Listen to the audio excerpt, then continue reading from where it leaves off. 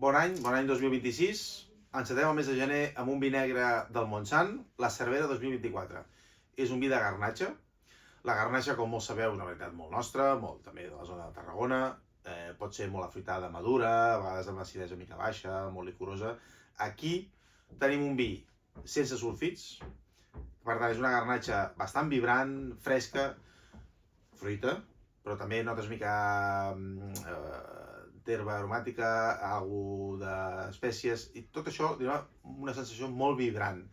És un vi que ens ha agradat perquè no és de pes, no és de maduresa, però sí que té caràcter. Per tant, és un vi dels que ens agrada a nosaltres, amb frescor, però amb capacitat d'aguantar plats intensos, d'aquests plats que potser puguem menjar aquests dies.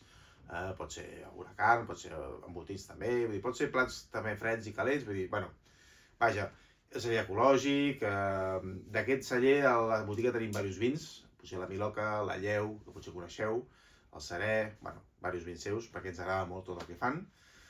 Res, només desitjar-vos bon any, que us agradi el vi, i res, ja aneu dient com sempre. Salut!